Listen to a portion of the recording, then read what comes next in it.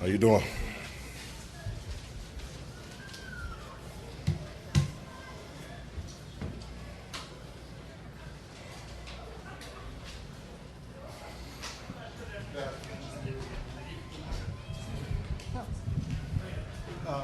Barry, how's it going, man? Good, good.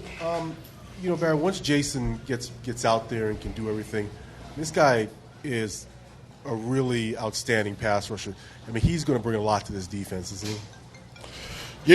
Yeah. Hatch was one of the best acquisitions we made since I've been here.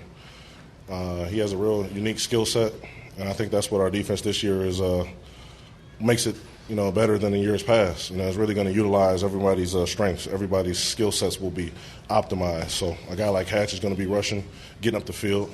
A guy like a Chris Baker is going to play with power, and everything's going to be suited to that guy's particular needs.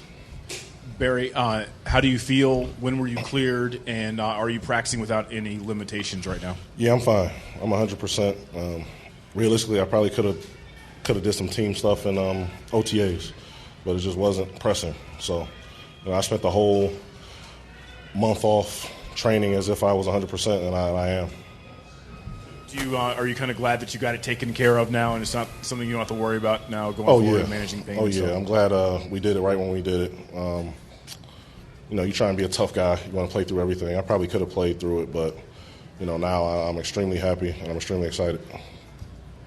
Barry, I wonder if you could contrast the feel of this camp to last year. Last year it almost seemed like a drama a day, especially revolving around the quarterback and the coach. And this year there's I guess that cloud feels like it's lifted. Do you guys feel that? Yeah, it's definitely about football right now.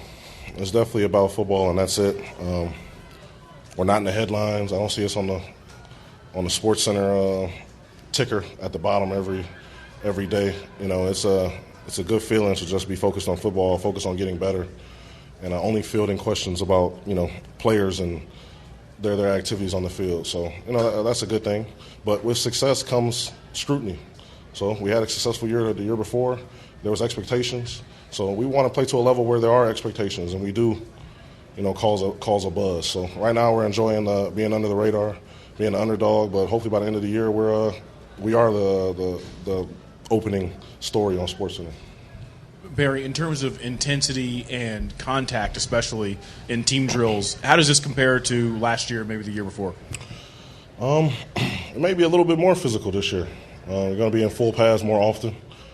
It's just a mind set thing, a mind state of the coach, what he prefers. So maybe just putting on the pants every day will instill a little bit more physicality into the practices. I feel like there's a lot of competition.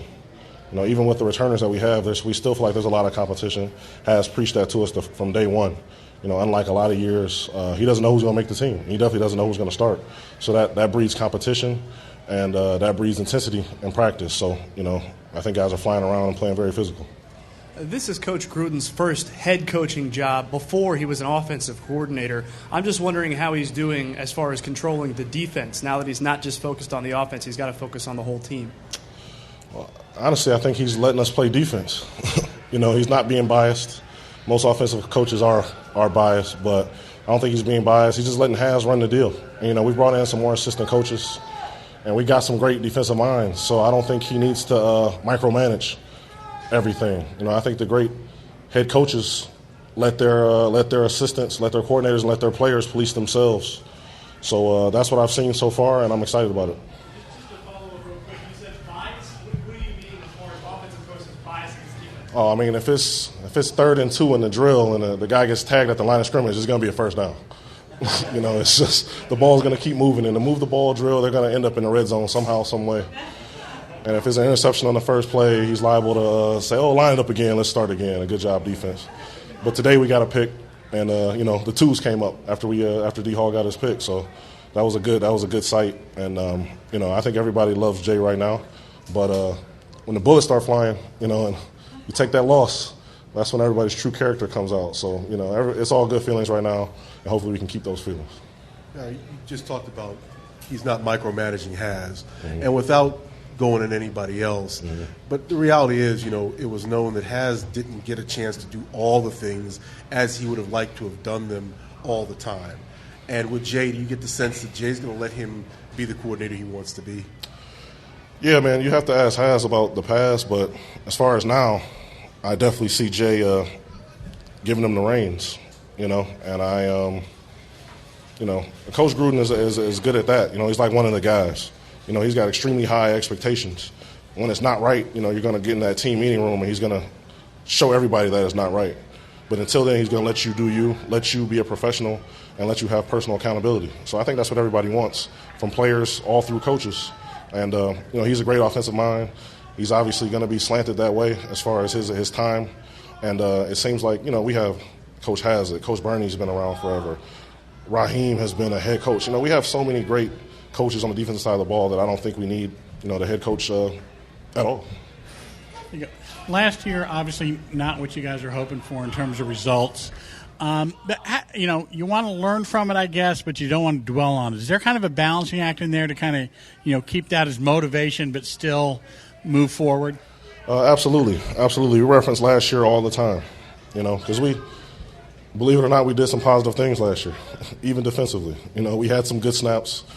Especially towards the end of the season, we actually played some pretty good football at times. So we reference that for encouragement, and we also learn from all the bad plays, every bad snap, all the bad stats, all the rankings. You definitely use that to fuel your fire. So, as much as you want to look forward, you want to use last year, not live off last year, not rely on last year. Just use it to be a plus going forward, and I think we're doing a great job of that. Barry D'Angelo Hall thinks he's one of the best corners in the league. We often hear your coaches say you're one of the best nose tackles in the league. Where do you think you rank in that discussion? I'm not interested in ranking myself. I just want to help the team win. I want to be the starting nose tackle for the Super Bowl champions. That's my main goal. I come to work every day and work hard. I love that my coaches support me. I'd be happy if Perry Riley and Keenan Robinson went to the Pro Bowl, instead of myself, and they just buy me something. It's just a gift to give me a little bit of recognition. I take that. So, realistically, it's not about rankings. I agree that D. Hall is one of the best cornerbacks, if not the best. And if everybody has that attitude, whether you say it or not, good things happen. It seems like the philosophy based on the acquisitions that have been made with Trent Murphy and Jason is that you're going to try to fix the defense from the front rather than the back. Has that philosophy been specifically expressed to you? And if so, are you excited to take on that challenge, being up at the front? I'm definitely excited about the challenge. Some of it could be circumstance. You have the ability to acquire who you can acquire.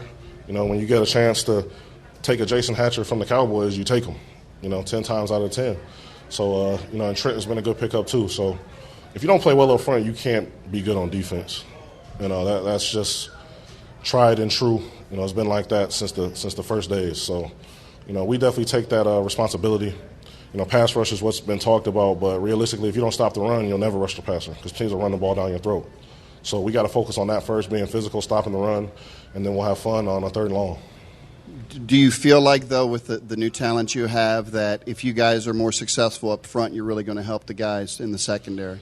Absolutely. We all work together. The negative passing stats, a lot of times too much blame is put on the secondary. We all work together. They give us an extra second with great coverage. We make a sack. We rush the quarterback's decision-making process. We tip a ball. Even if you hit him afterwards, he remembers those hits. So that we all work together. There's no finger pointing in our group. And we all want to play better than last year. And we definitely got the talent up front. And if we don't play better this year, I'll be shocked and disappointed.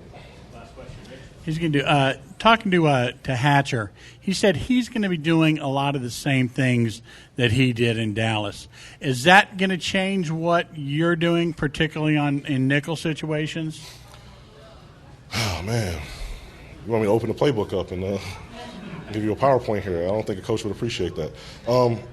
You know what? It's the whole defense is tailored to guys' strengths. I can personally say that if Hatch is up the field rushing with his hair is on fire, I'm going to try and cover him on a run play.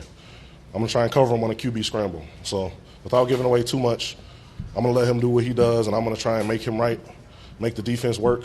And like I said, I might not get a sack, but if I get a ring, it's worth it. No problem.